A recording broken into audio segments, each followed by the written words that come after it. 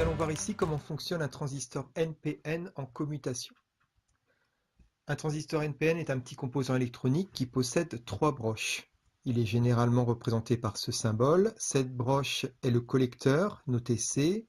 Celle-ci est l'émetteur, noté E. Et enfin, il y a la base, noté B. Ici, il y a une flèche qui sort de l'émetteur, c'est donc un transistor NPN. Dans le cas contraire, ce serait un transistor PNP.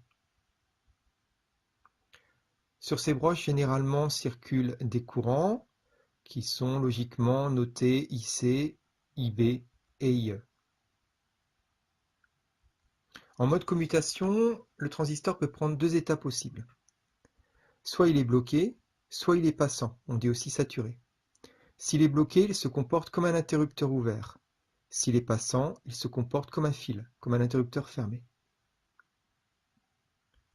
Et c'est la valeur de IB qui va permettre de choisir le mode de commutation de ce transistor.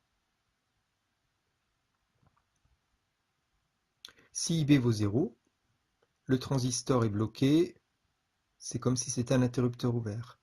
Si IB a une valeur suffisante, dans ce cas, le transistor est passant ou saturé, il se comporte comme un fil. Donc en résumé, un transistor est un interrupteur qui se commande en courant grâce à la valeur de IB. On va prendre l'exemple d'un moteur que l'on va essayer de commander grâce à un transistor.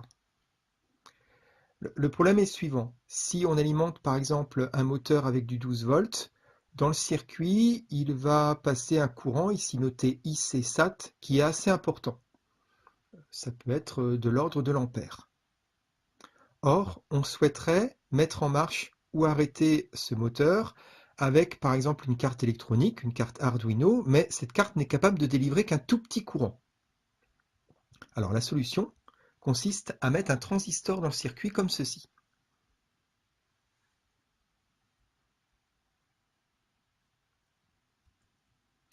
Si la tension de commande vaut 0, IB vaut 0, notre transistor se comporte comme un interrupteur ouvert, il est bloqué, le moteur ne tourne pas.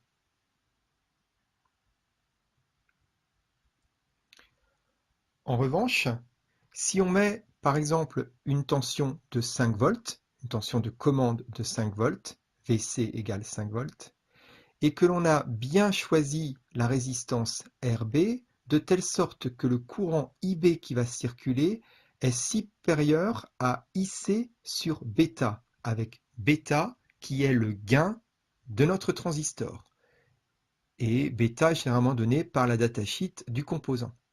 Et bien dans ce cas, le transistor est saturé, il est donc passant, et il se comporte comme un fil. Le moteur se met à tourner.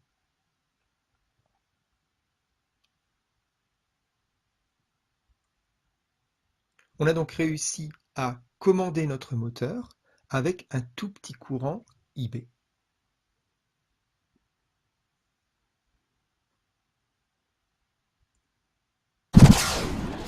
Et bien sûr, si cette vidéo t'a plu, n'hésite pas, abonne-toi.